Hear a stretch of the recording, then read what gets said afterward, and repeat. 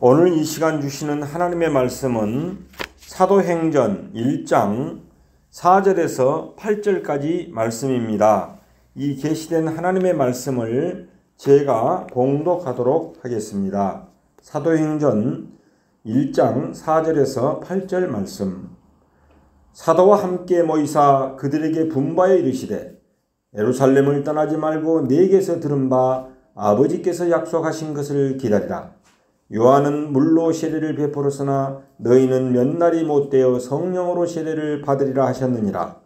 그들이 모였을 때 예수께 여쭈어 이르되 주께서 이스라엘 나라를 회복하심이 이때니까 하니 이르시되 때와 시기는 아버지께서 자기의 권한에 두셨으니 너희가 알 바 아니요 오직 성령이 너희에게 임하시면 너희가 권능을 받고 예루살렘과 온 유대와 사마리아와 땅끝까지 이르러 내 증인이 되리라 하시니라. 아멘.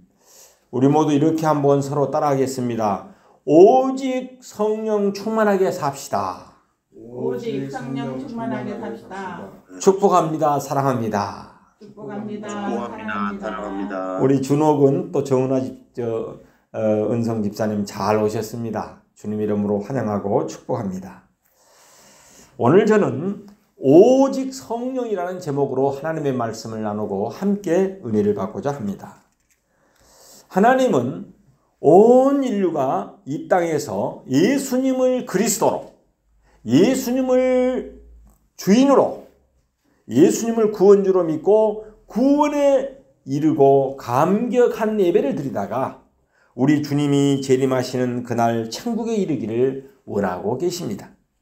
이 일을 위해서 예수님께서 십자가에 못 박혀서 보혈의 피를 흘리시며 돌아가셨습니다.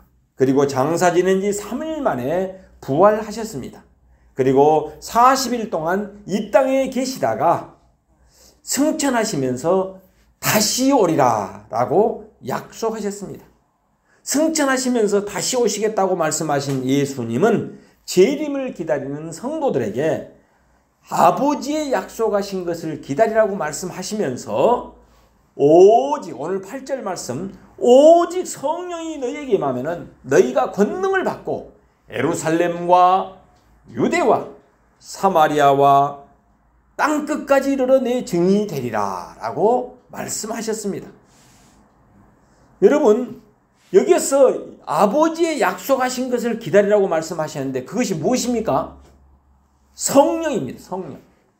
성령을 기다리는 것입니다. 오직 성령 충만을 받으라는 것입니다. 그렇다면 왜 예수님께서는 제자들과 헤어지면서 오직 성령을 받으라고 말씀하신 것일까요? 우리는 성령을 통해서 성령 받기 전의 모습과 성령을 받은 후의 제자들의 모습이 너무나도 현격하게 다름을 우리는 볼 수 있습니다. 예수를 믿고 성령을 받기 전에 제자들의 모습은 한마디로 말해서 실패자였습니다. 낙오자였습니다. 3년이라는 세월 동안 모든 것을 뒤로한 채 예수님 한 분만을 믿고 따랐는데 그 능력의 주님이 세상에 힘없이 십자가에 매달려 돌아가시니 기가 막힌 상황이 벌어지는 것을 보았습니다. 네? 그러다 보니까 제자들이 1명, 2명 낙심이 되어서 뿔뿔이 흩어지고 말았습니다. 그 대표적인 사람이 누구입니까? 우리가 수제자라고 부르고 있는 시몬 베드로입니다.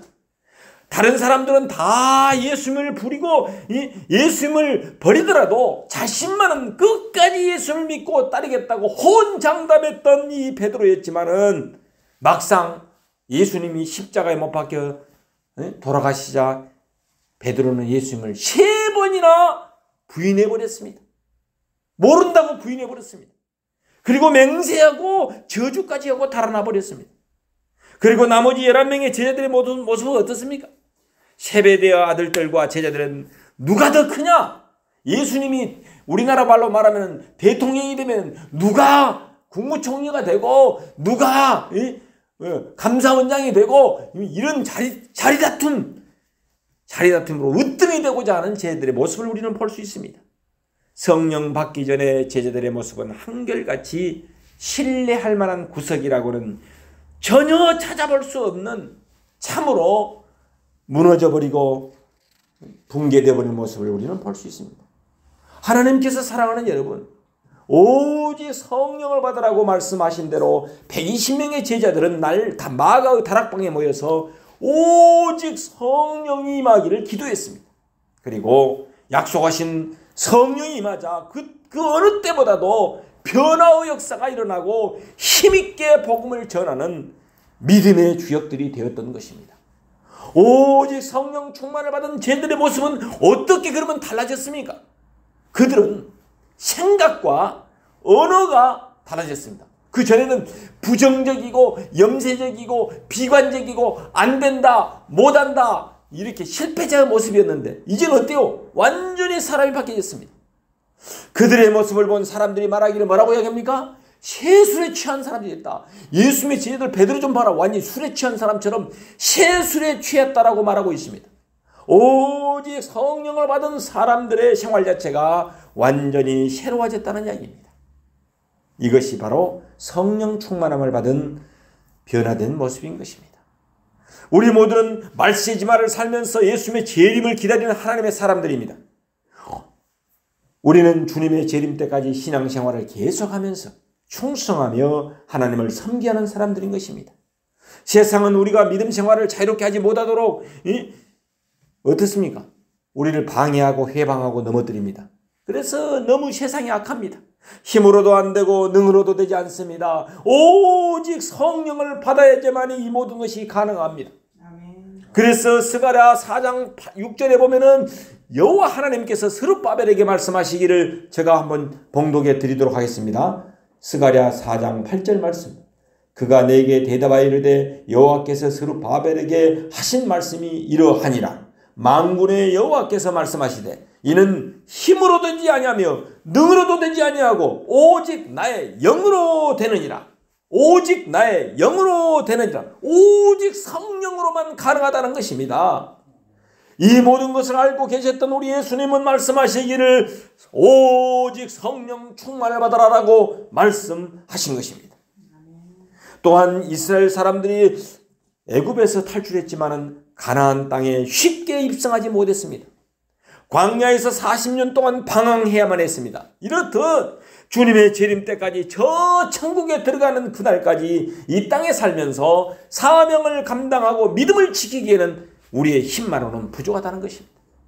우리의 능력으로는 부족하다는 것입니다. 그래서 예수님은 아버지의 약속하신 무엇을 받으라? 오직 성령을 받으라라고 말씀하고 있는 것입니다. 신부가 등불을 준비하며 신랑을 맞을 준비를 하듯이 예수님의 다시 오심을 사모하면서 기다리는 지혜로운 신부가 되라고 말씀하시는 것입니다. 그렇다면은 예수님께서 약속하신 성령의 그 임재는 무엇을 말하는 것입니까? 무엇을 보고서 우리는 성령의 임재를 말할 수 있는 것입니까? 오직 성령이 너희에게 임하면은 권능을 받게 된다라고 말씀하십니다. 여러분 여기에서 이 권능이라고 말은 뜻은 뭐냐면은 권능은 헬라어로 두나미스라고 합니다. 두나미스. 이 두나미스는 힘, 능력이라는 뜻을 가지고 있습니다. 이 권능이라는 말은 영어의 다이나마이트라는 뜻입니다. 이 다이나마이트라는 뜻에서 유래된 말로서 다이나마이트가 뭐요? 폭탄입니다. 폭탄. 즉 권능이란 말은 한마디로 말해서 폭탄이 터지는 것과 같은 강력한 힘을 말하는 것입니다.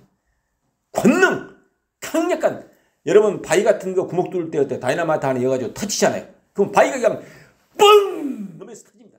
그러면 돌이 그냥 하늘로 그냥 쫙 올라가면서 구멍이 뻥 뚫려요. 오직 성령을 받으면 이 권능이 생긴다는 거예요. 옛날에는 인간답지 않는 사람이 완전히 바뀐 사람, 변화된 사람으로 바뀌어본다는 것입니다. 새 사람으로 옛날에는 울면서 슬퍼하면서 좌절했던 사람이 이제는 어때요? 성령이 임하자 힘있게 살아가는 것입니다.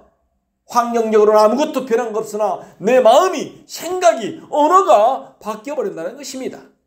여러분, 성령이 우리에게 임하면 폭탄이 터지는 것처럼 강력한 힘이 있기 때문에 비록 우리 스스로는 나약하고 보잘것없이 보이더라도 우리가 세상에서 믿음을 지키고 사명을 감당할 수 있게 된다는 것입니다.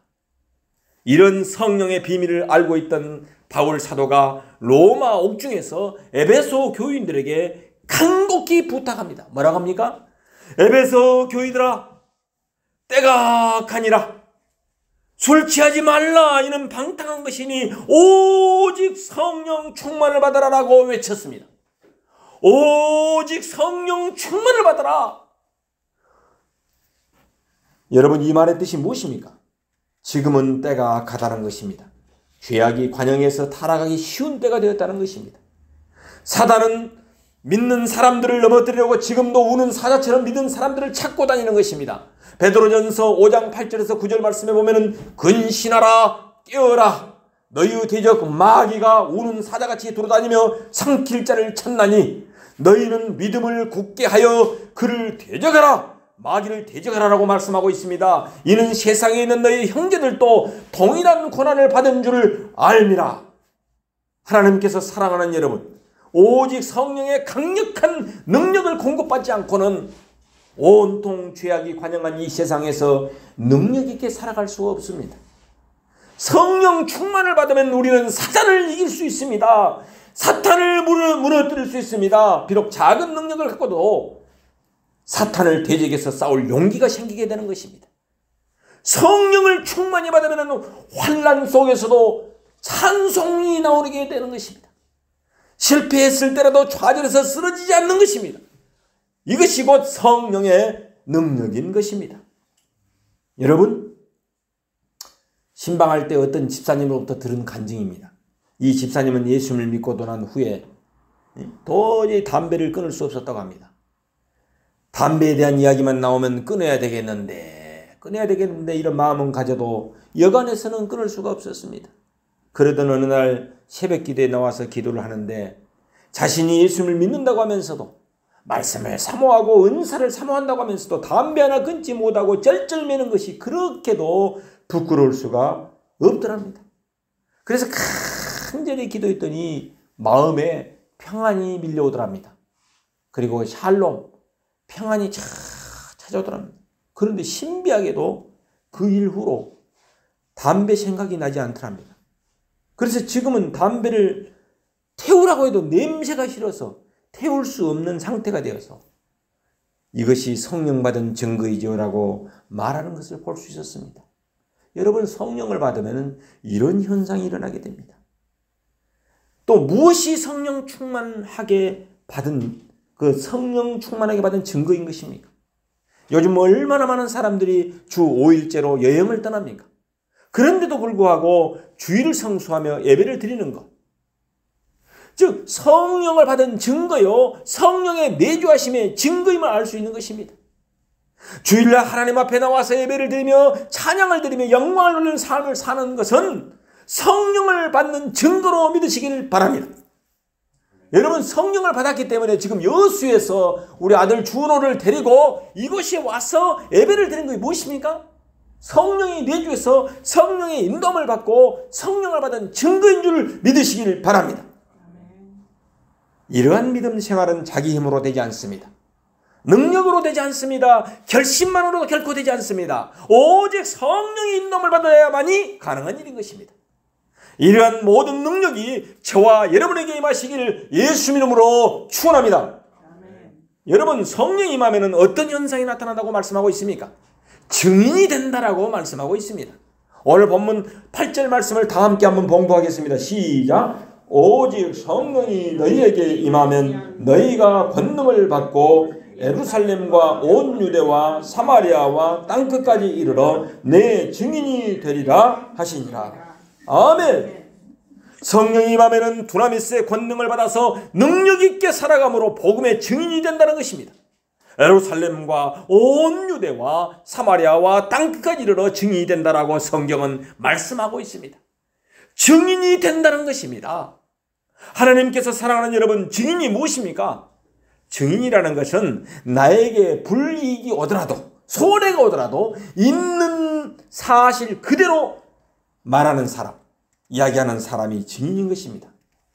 여기에 쓰인 증인이라는 말은 원어를 살펴보면 죽음을 죽음으로 사실을 말하는 사람입니다. 죽을 각오를 하고 감옥에 갇힐 각오를 하고 온갖 핍박과 불이익이 올 것일지라도 그 불이익을 각오하고도 사실을 있는 그대로 본 그대로 이야기한 사람이 증인입니다. 이는 성령을 충만히 받을 때 이러한 용기와 결단과 배짱과 실천이 가능한 것입니다. 이는 두나미스의 능력이 임할 때 성령의 인도로 가능하게 되는 것입니다. 성령님을 인적으로 여러분 인정할 때 욕이 두렵지 않습니다. 불이익도 각오하며 예수님을 드러낼 수 있는 것입니다. 예수님은 그리스도요, 예수님은 메시아요, 예수님은 세상을 구원할 구주라고 고백하며 증거할 수 있는 것입니다. 한번 따라합시다. 예수 그리스도, 예수님은 그리스도, 예수님은 메시아, 예수님은 구원주. 여러분, 제가 앞에 선창하라면 여러분 예수 그리스도로만 뒤에 후창으로 붙여주기 바랍니다. 우리 가정의 주인, 예수 그리스도. 우리 교회의 주인, 예수 그리스도. 이 세상의 구원주, 예수 그리스도. 여러분 예수 그리스도로 영광을 돌리시길 예수 이름으로 축원합니다. 아멘. 그렇습니다. 하나님께서 사랑하는 여러분, 이는 누구나 아무나 할 수 없는, 할 수 있는 일이 아닙니다. 여러분, 초기 교회를 이룬 120문도는 성령을 받고 전 세계에 흩어져서 예수님은 그리스도라고 외쳤습니다. 예수님은 그리스도요, 예수님은 메시아요, 예수님은 세상을 구원하실 분으로 오신 분입니다 라고 온몸으로 증거했습니다. 증인의 삶을 살았습니다. 그렇게 함으로써 11명의 제자가 다 어때요? 요한 사도를 빼놓고 다 순교당했습니다.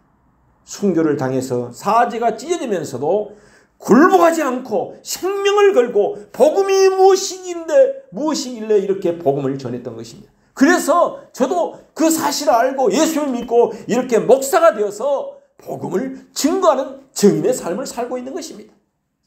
이런 증인의 삶이 있었기 때문에 여러분, 저와 여러분이 예수를 믿게 되었고 이렇게 우리 대한민국 광양 땅에도 복음이 들어와서 행복한 동산교회가 시작되었고 우리 모두가 구원의 바늘에 설 수 있게 된 것입니다. 그 은혜를 생각하면 하나님 앞에 감사하지 아니할 수 없습니다. 얼마나 감사합니다. 짧은 인생 많이 살면 100년 삽니다. 영원한 나라, 영생, 이터널 라이프, 천국이 준비됐다는 사실을 생각할 때 얼마나 감사합니까? 사도 바울의 생애를 살펴보니까 복음을 위해서 살았습니다. 생사 위주, 죽으나 사나 주님을 위해서 사는 삶을 그는 살았습니다. 복음 때문에 매를 수없이 맞았습니다. 복음 때문에 감옥에 갇히는 일이 수없이 겪었습니다. 그렇지만은 사역을 중단하는 일이 없었습니다. 후회해본 일이 없었습니다. 포기하지 않았습니다. 오히려 그럴수록 더 담대하게 죽음에 맞서서 복음 전파에 열중했던 것입니다. 중단 없는 전진, 푯대를 향하여 주님 앞에 나가는 삶을 살았습니다. 에베소 교인들은 작별을 공하는 사도 바울을 붙잡고 선생님, 예루살렘에 올라가면 죽습니다. 가지 마세요. 가지 말라고 말렸습니다. 올라가면 틀림없이 죽을 것을 알기에 가지 못하도록 그 교우들은 사도 바울을 붙잡고 말렸습니다. 그때 바울 사도는 고백했습니다. 나는 예루살렘에 가면은 결박당할 뿐만 아니라 죽을 것도 각오했습니다. 그렇게 하면서 그는 갔습니다. 여러분, 그리고 사도 바울은 로마에서 복음 때문에 예수님 전하다가 예수님은 그리스도라고 전하다가 복음 때문에 참수를 당해서 목이 떨어져서 3번 앞에 떨어졌다 그러더라고요. 떨어진 곳마다 물이 솟아올랐다. 그것을 기념하기 위해서 바울 기념 교회를 건물을 세우는 걸 이번에 보고 왔습니다. 참으로 눈물이 앞을 가렸습니다. 한경림 목사님은 그곳에 들어갈 수 없어서 그 돌로 된 그 거리를 무릎으로 걸어갔다고 합니다. 우리도 이 바울 사도의 신앙 고백을 본받아서 살아가는 남은 인생이 되시기를 예수 이름으로 축원합니다. 아멘. 기도하겠습니다. 사랑의 주님, 우리 모두가 오순절 성령 강림의 역사가 일어난 것처럼 다 성령 충만을 받게 하옵소서. 그래서 초기 교회처럼 주님의 약속을 기다리며 오직 성령 충만함을 받고 살아가게 하옵소서. 오직 성령 충만함으로 세일을 감당하며 하나님께 영광 돌리는 가정, 직장, 교회가 되게 하여 주옵소서. 이 모든 간구를 우리의 구원주 되시는 예수 그리스도 이름으로 기도 올립니다.